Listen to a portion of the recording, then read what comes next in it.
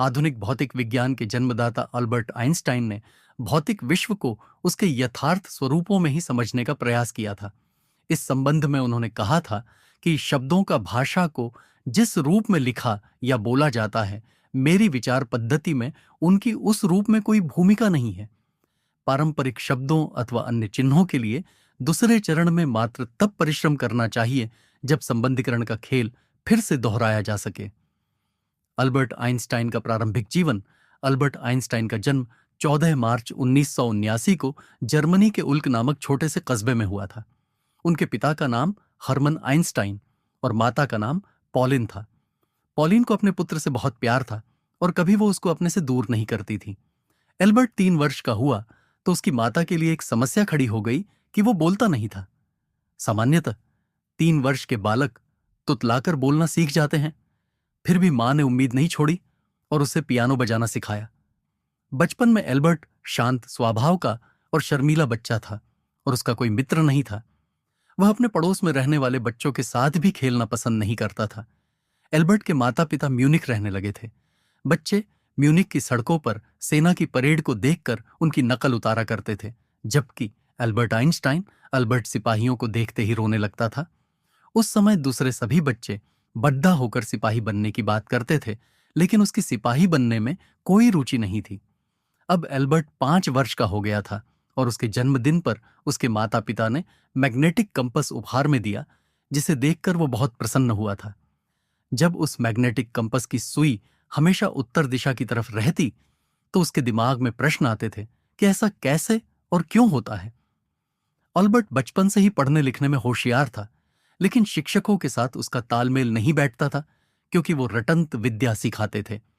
Albert ईसाई नहीं यहूदी था, जिसके कारण स्कूल में ईसाई लड़के उसे परेशान करते थे। इसी वजह से उसके दिमाग में अकेलेपन की भावना आ गई थी।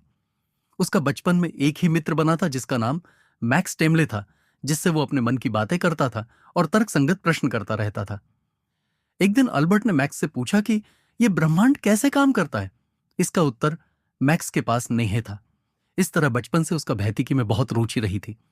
एल्बर्ट के चाचा जैकब एक इंजीनियर था, जिन्होंने अल्बर्ट के मन में गणित के प्रति रुचि दिखाई थी। उन्होंने उसे सिखाया था कि जब भी बीजगणित में कुछ अज्ञात वस्तु को ढूंढना चाहते हैं तो उसे बीजगणित में एक्स मान लेते हैं और तब तक ढूंढते रहते हैं जब तक कि पता नहीं लगा लेते हैं।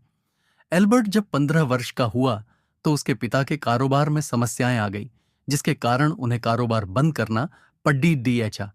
अब उसके माता पिता उसको जिम्नेशियम स्कूल में दाखिला दिलाकर नौकरी की तलाश में दूसरे शहर चले गए।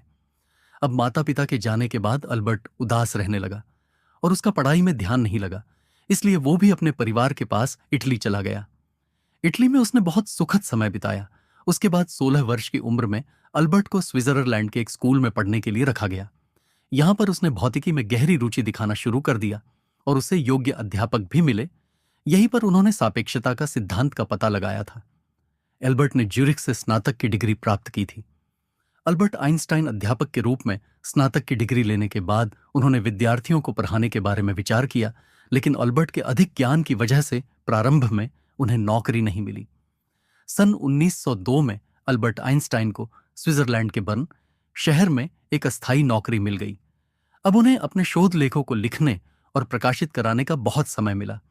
उन्होंने डॉक्टरेट की डिग्री प्राप्त करने के लिए मेहनत करना शुरू कर दिया और अंत में उन्हें डॉक्टरेट की उपाधि मिल ही गई।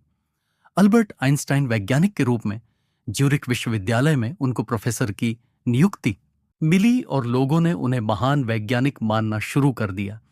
सन 1905 में 26 वर्ष की आयु में उन्होंने सापेक्षिकता का सिद्धांत प्रतिपादित किया, जिसने उन्हें विश्व विख्यात कर दिया। इस विषय पर उन्होंने केवल 4 लेख लिखे थे, जिन्होंने भौतिकी का चेहरा बदल दिया। इस सिद्धांत का प्रसिद्ध समीकरण E बराबर mc2 है, जिसके कारण ही परमाणु बम बन सका। इसी के कारण इलेक्ट्रिक ओनाई की बुनियाद रखी गई। इसी के कारण ध्वनि चलचित्र और टीवी पर शोध हो सके। आइंस्टाइन को अपनी इसी खोज के लिए विश्व प्रसिद्ध नोबेल पुरस्कार मिला था। सारा संसार आइंस्टाइन की प्रशंसा करने लगा और जगह जगह पर समारोह आयोजित किए जाने लगे। इतना सब कुछ होने के बाद भी वो हमेशा नम्रता से रहते थे। आइंस्टाइन विश्व शांति और समानता में विश्वास रखते थे, इसी कारण उन्हें गांधी जी की तरह महान पुरुष कहा जाता था। आइंस्टाइन को अपने जीवन में सबसे ज्यादा दुख तब हुआ जब उनके वैज्ञानिक आविष्कारों के कारण बाद में परमाणु बम का आविष्कार हुआ था, जिससे हिरोशिमा और नागासाकी जैसे नगर ध्वस्त हो गए थे। आइंस्टाइन का परिवार 1903 में अल्बर्ट आइंस्टाइन का विवाह मिलवा मैरिक हे हुआ था। उनके यहां दो पुत्रों एल्बर्ट और एडुआई ने जन्म लिया था।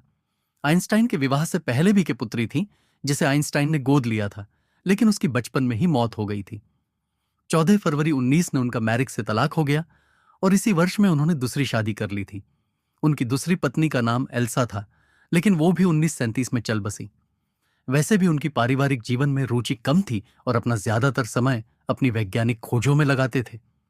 आइंस्टाइन की मृत्यु 18 अप्रैल 1955 में महान वैज्ञानिक अल्बर्ट आइंस्टाइन की अमेरिका के न्यू जर्सी शहर में मृत्यु हो गई। वह अपने जीवन एक अंत तक कार्य करते रहे और मानवता की भलाई में उन्होंने अपना जीवन समर्पित कर दिया था। इतना सब होने के बाद भी वो किसी के घनिष्ठ मित्र नहीं बन सके, क्योंकि उनका लक्ष्य हमेशा सृष्टि को जानने का रहा था।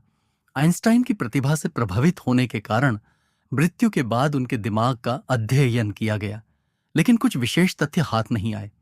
अगर आपको कहानी अच्छी लगे तो लाइक, कमेंट, सब्सक्राइब करें और ऐसी कहानी सुनने के लिए बने रहें।